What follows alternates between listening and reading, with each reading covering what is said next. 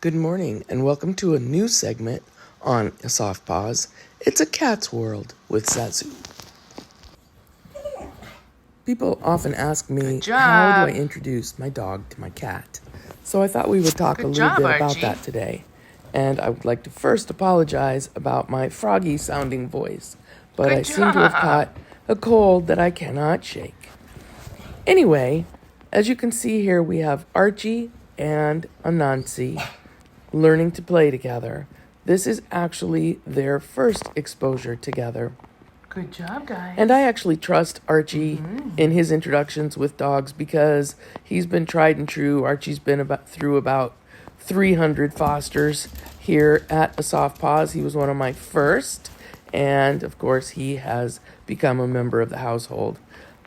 Just a little background information on Archie. Archie came up from the south. He's from Georgia. He had a chronically stuffy nose and sneezing and coughing, and so they were hoping that bringing him up from the south, he would be able to recover a little bit in a different environment. As it turns out, the anatomical features on Archie cause an issue inside his sinuses that just trap bacteria and make him just kind of a chronically ill guy. So he was very difficult to adopt. And like most of the animals at A Soft Paws, when you're difficult to adopt, good boy, that usually means you get to stay with me. So Archie is mine. But Archie is just an unassuming, sweet guy. He doesn't get too fluffed about anything. He's not going to run away.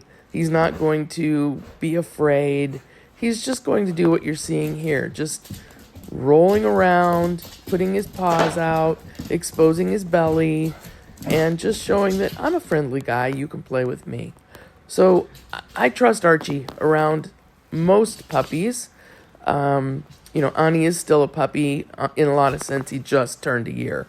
So Ani is pretty low-key, kind of nervous little guy sometimes. And the important thing is short. So he can't really get to the cats if they want to get up away from him. So I feel comfortable with the two of them together, knowing that Archie is not going to be a nervous kind of cat, and that Ani is going to listen to me and back down when I ask him to. You want to remember to keep your voice calm, to keep the environment calm, and to not have a lot of activity going on. So as you can see, I'm just sitting with them and enjoying being together. We're not hovering over them. We're not getting nervous that they might get nervous because they're going to feed into that. So I'm just trying to remain very calm. We're just going about day-to-day stuff here. And right now, I'm not seeing any things that I'm concerned with. You always want to have an out for the cat, a place that they can get up to, a gate that they can get over, and be able to make sure that cat is safe at all times. Good job. Good job. I think another point that is important is to make sure that both animals get attention, that they are not feeling jealous about the attention given to one or the other of them. Again, stay calm, stay quiet, and just act like this is an everyday occurrence. I'm going to note here that I only have Ani out right now, and my other 3 dogs are in crates. So we're not going to take on too much, and we're not going to stress anybody too much.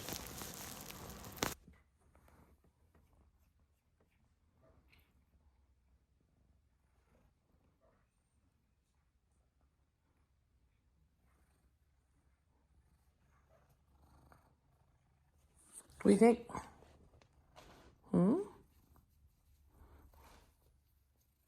Good boy, Archie. What do you think, Archie?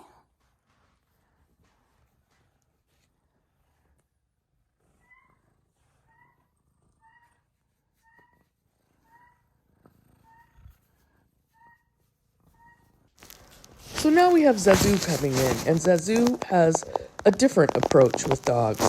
He, too, is going to approach, be around them, not be nervous about them, but he is going to be much quicker at letting them know that they are getting too close. And as you can see, Zazu is going to make sure that he is taking possession of me and letting the dog know right away that it is really second-class citizen.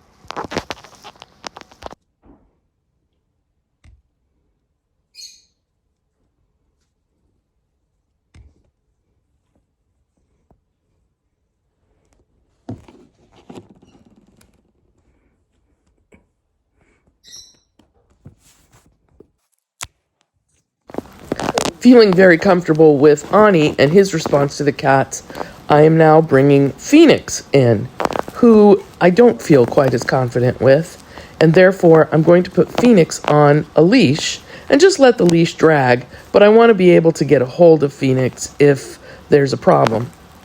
Phoenix is an interesting breed of dog. He is Chow, Husky, and Chihuahua.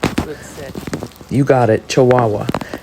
And all three of those dogs can be tenacious, they can be aggressive at times, and with the Husky in them, they can be a little obstinate and nippy. So I want to make sure that we've got the cats safe here. So what you're seeing me do here is to make sure that we're doing a recall with them and treating them so that they know that if I call them to me, they need to come to me and keep very calm and listen to my voice and follow the commands that I'm giving so that they still know I'm in command here and this is a calm situation.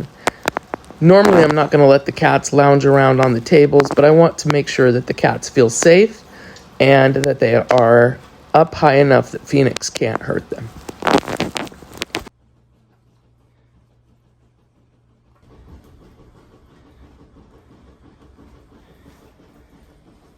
Good boy, Phoenix.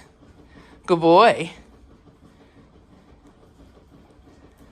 Again, you don't want to go overboard with your, I call it verbal vomit, in just chattering to any of the animals, but you do want to make sure that you're giving praise to everybody when things are going well.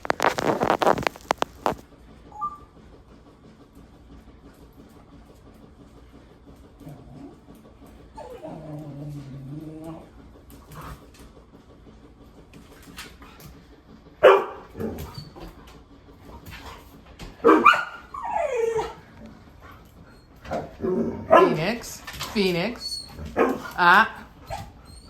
Good boy. So as you can see here, I'm going to let Phoenix explore a little bit. He wants to play, but I'm not going to let the energy get elevated, especially when Ani starts in. You don't want to get a pack mentality. Off. Ani, off. Ani.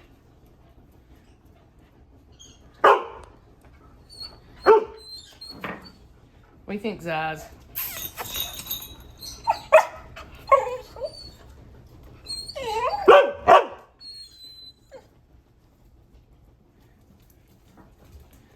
Off. Off. Thank you. Good boy. So again, it's important to remember, keep calm. Don't get overworked. Allow them to have some time to explore and to get a little bit of excitement in, but keep them controlled. Need more water? Yeah. Okay.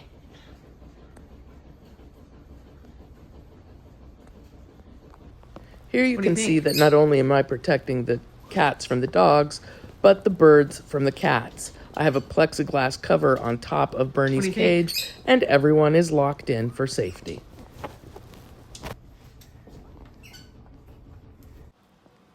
Thank you for joining me for a soft pause. Look forward to another segment when we introduce Olive or Coda. That will be a very different segment.